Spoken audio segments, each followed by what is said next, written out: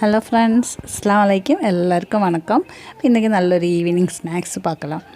இது வந்து சமோசா எல்லாருக்கும் தெரியும்னு நினைக்கிறேன். இந்த ரெசிபி வந்து நான் உருளைக்கிழங்கு வச்சு தான் செய்ய போகிறேன். அப்போ இது எப்படி செய்யறதுன்னு பார்க்கலாம். இதுக்காக நான் உருளைக்கிழங்கு நல்லா வேக வச்சு எடுத்து வச்சுருக்கேன். இது வந்து நமக்கு நல்லதாக உடச்சி எடுத்துக்கலாம். இப்போ இது சூடாக இருக்கும்ல, நல்லாட்டு உடச்சி எடுத்துக்கணும். இப்போ நல்லா உடச்சி வச்சுருக்கேன்.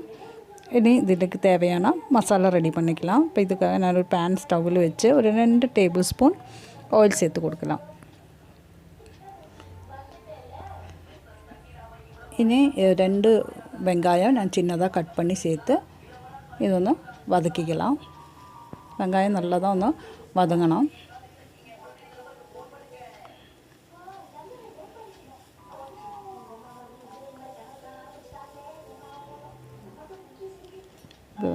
ஓரளவுக்கு வதங்கியாச்சு. இதிലേക്ക് ഞാൻ 1/2 ടീസ്പൂൺ ഇഞ്ചി പൂണ്ട് പേസ്റ്റ് കൂടെ சேர்த்து திருப்பியும் ഒന്ന് വதക്കിக்கிறேன்.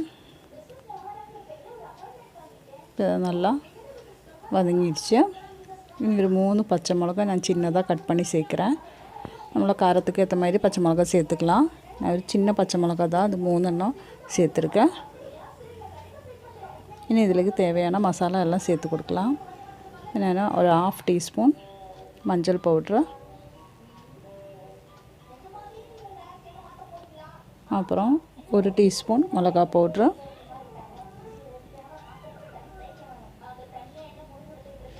ஒரு டீஸ்பூன் தனியா பவுட்ரு, ஒரு 1/2 டீஸ்பூன் கரம் மசாலா பவுட்ரு, அப்புறம் தேவையான சால்ட்டு இதெல்லாம் சேர்த்து ஒன்று நல்லா மிக்ஸ் பண்ணி இந்த மசாலாண்ட பச்சை வாசனை எல்லாம் ஒன்று போன வரைக்கும் ஒன்று மிக்ஸ் பண்ணி கொடுக்கலாம்.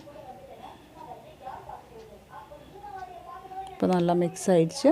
இப்போ இதிലേക്ക് உருளைக்கிழங்கு നമ്മൾ உடச்சி வச்சுருக்கணும் உருளைக்கிழங்கு சேர்த்து ഒന്ന് மிக்ஸ் பண்ணிக்கலாம். ഞാൻ ഗ്രീൻ പീസ് എടുത്ത് വെച്ചിരിக்கேன். ഒരു 1/2 കപ്പ് ഗ്രീൻ പീസ് അതുம் ഇതിലേക്ക് சேர்த்துக்கலாம். சேர்த்து நல்லதாக ഒന്ന് மிக்ஸ் பண்ணிக்கலாம். அப்புறம் ஒரு 1/2 டீஸ்பூன் ட்ரை மேங்கோ பவுடர் சேர்த்து கொடுக்குறேன். இது இருந்தால் சேர்த்துக்கலாம், இல்லைன்னா ஸ்கிப் பண்ணிக்கலாம். இப்போ இதிലേക്ക് நான் கொத்தமல்லி சின்ன கட் பண்ணி சேர்த்து கொடுக்குறேன். அப்புறம் ஒரு 1/2 லெமன் அதில் ஜூஸ் இதிലേക്ക് ഒന്ന് சேர்த்து கொடுத்து இதெல்லாம் சேர்த்து நல்லா மிக்ஸ் பண்ணி எடுத்துக்கலாம். நல்லா மிக்ஸ் பண்ணி இப்போ நான் சிம்மில் லோ ஃப்ளேமில் தான் வச்சுருக்கேன் ஸ்டவ்வை. நல்லா மிக்ஸ் பண்ணி எடுத்து வச்சுக்கலாம். அவ்வளோதான், நம்மள மசாலா ரெடி ஆயிடுச்சு. இனி இது சமோசா ரெடி பண்ணிக்கலாம். இப்போது நான் இதுதான் இந்த சமோசா பட்டி, ஸ்வீட்ஸுൻ്റെ சமோசா பட்டி கடையில் നിന്ന് வாங்கினது தான். இதில் தான் நான் சமோசா ரெடி பண்ண போகிறேன். இது கொஞ்சம் நமக்கு ஈஸியாக ரெடி பண்ணிக்கலாம். நல்லா கிறிஸ்பியாகிட்டும் இருக்கும்.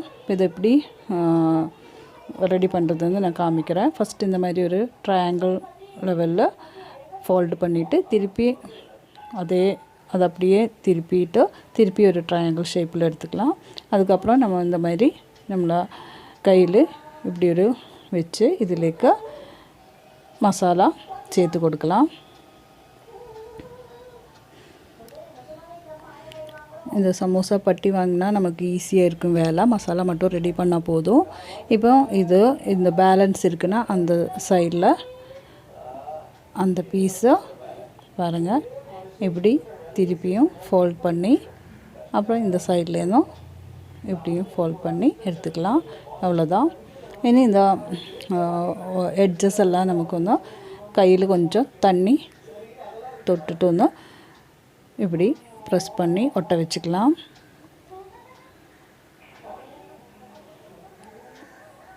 அவ்வளோதான், இந்த மாதிரி ஒட்ட வச்சுக்கலாம்.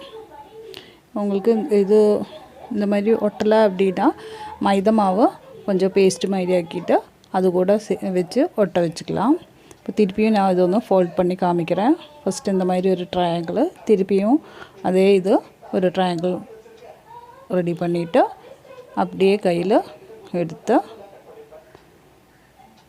பாருங்கள் இந்த மாதிரி எடுத்து வச்சுட்டு இப்போ இதுக்குள்ளே நமக்கு ஃபில்லிங் போட்டுக்கலாம்.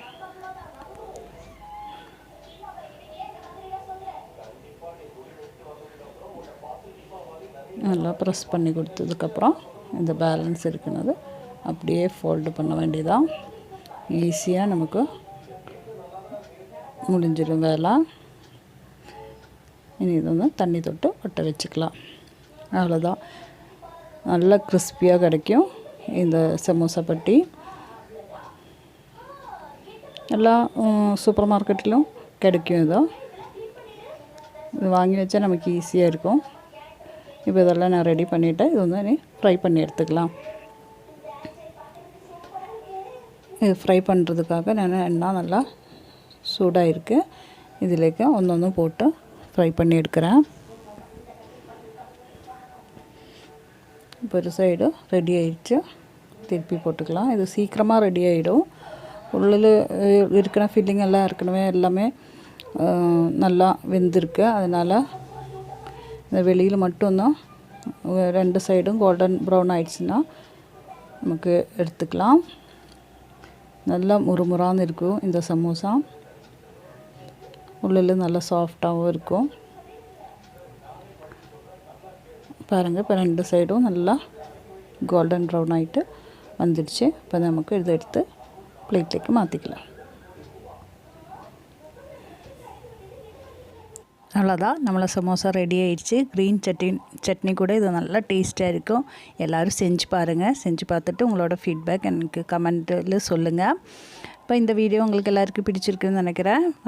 நல்ல ஒரு ரெசிபியோட அடுத்த வீடியோவில் பார்க்கலாம். இப்போ எல்லோரும் ஷேர் பண்ணுங்கள், சப்ஸ்கிரைப் பண்ணிவிடுங்க. தேங்க்யூ.